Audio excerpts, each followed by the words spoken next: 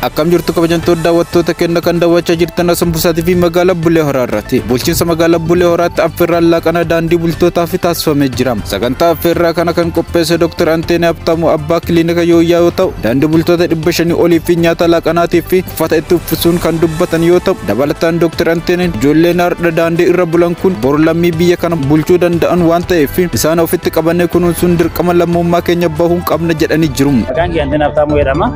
Jiraata magaalaa Bulee Horaati yaada affeerraa laaqanaa ijoollee daandii jiraataniif namni 500 oliif geggeessu qophiilee jirra. Sababii nu gooneef ijoollee kan yaadachuu qabnuu fi ijoolleen kun dhaloota biyya kana bulchitu geggeessitu kanaaf sababeeffachuun affeerraa laaqanaa argooniif jirra jechuudha. Faayidaa warra bulaa.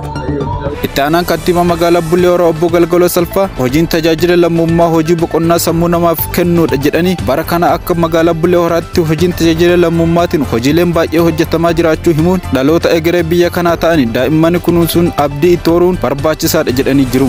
Obbo Galgaloon dabalataan qaamolee sagantaa kana qopheessa galateeffatanii namoonni biroos tajaajila lammummaa akkasii irratti akka hirmaatan dhaamanii jiru. Dabalataan hawaasa sagantaa kana irratti argamanii fi daandii bultoonni Dr. Anteenee Habtaamuu fi Yooyyaa kiliinikii galateeffatanii jiru. Akkuma kana warri biraallee muuxannoo kana fudhatanii hojii gaarii kana irratti akka hirmaatan dubbatanii jiru.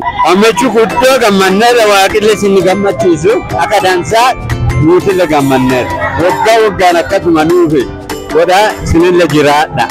Warra nyaata kana isa affeeranii maal jettanii amma fakkeenya yaadatamuu dandeenyu.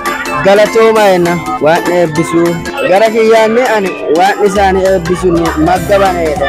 Maqaan kiyya Dessaaleny Daanelii jedhama. Affeerraan tokkoffaan ilmaan tuni ilmaanuma maatii gugurdoorraa maatii didiqoorraa dhalattee akkasuma immoo magaalaa kana keessatti karaa garaagaraatiin barandaa furaa deemanii ilmaan san immoo kiliinikii Yooyyaa affeerraa laaqanaa fi tolchee akkasuma immoo gorsa adda addaa tolchee fi uffannaallee deeggareenii akkasuma immoo waaqa kadhatee fi sagantaa kadhannaallee qopheesse akka isaan jijjiiraman gorsa adda addaa kennaafi ture. Waan baay'ee gaariidha. Waa akka malee fufuu qabu, waa akka malee jajjabeeffamuu qabu. Yooyyaa kiliinik Dr. Anteenee akka malee galateeffadha. Ammallee cimeetti fufuu jedha. Ilmaan barandaa bultuu gara nama 500 fi olii affeerraa laaqanaa kanarratti argamaniirani. Dabalataan kan dhufanullee jirani. Kun dhimma cimeetti fufuu qaba. Kiliinikii keenya Yooyyaa kiliinikiin ammallee fakkeenyummaan isaa cimee akka itti fufu jedhuu danda'a. Akkuma kana fakkeenyummaa fudhatanii immoo kiliinikoonni dhaabbatnoonni gurguddaan magaalaa kana keessa jiranullee ilmaan tanarratti akka inni hojjetu. Ilmaan tanarratti akka inni hojjetu akka malee jaaladhaa hin kabaju. Ishee fudhadhaa isinillee. Maqaan kiyya Saaboo Missaayii Gammadee jedhama kan jiraadhu magaalaa Bulee Horaati.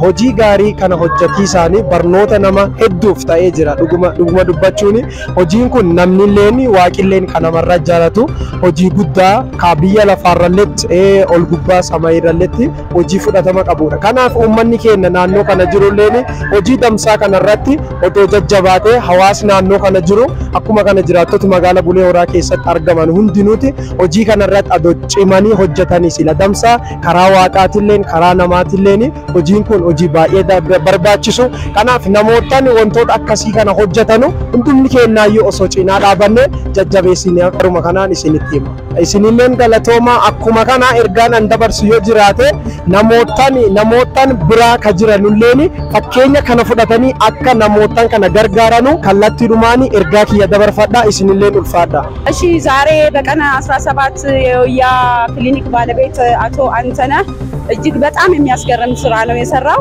ወደ 500 ለሚጠጉ ጎዳናና የኔቢጤዎች የምሳ ፕሮግራምና የልብስ መስጠት ፕሮግራም አድርጓል። በእውነቱ ይሄ ቡሌ ሆራ ላይ ሊበረታታ ሊቀጥል በቃ ልናስቀጥለው የሚገባ ስራ ነውና በጣም ኮርቼበታለሁ። በጣም አድንቄዋለሁ። እሱን ለማገዝ እኔም እዚህ ቦታ ላይ ተገኝቻለሁ። ብዙዎች ታቆኛላችሁ። ጉጂ ሪች ፋስት ፉድ ይባላልው። በዚህ በጎ ስራ ለመሳተፍ የምትፈልጉ ማናችሁም ሰዎች እኛ ጋር በመደወል ይሄን ስራ መስራት ትችላላችሁ። ለዶክተር አንተነህ እግዚአብሔር እድሜና ጤና ይስጠው። የሱን ፈለግ እንድትከተሉ እንመክራለን። እንወዳችኋለን። እናመሰግናለን። kabajamtoota daawwattoota keenya kan daawwachaa jirtan Sambusaatii fi oduu ammaaf qaban tana fakkaatti follow like share gochuun hanga oduu biraatti walitti deemnutti nagaan nu turam.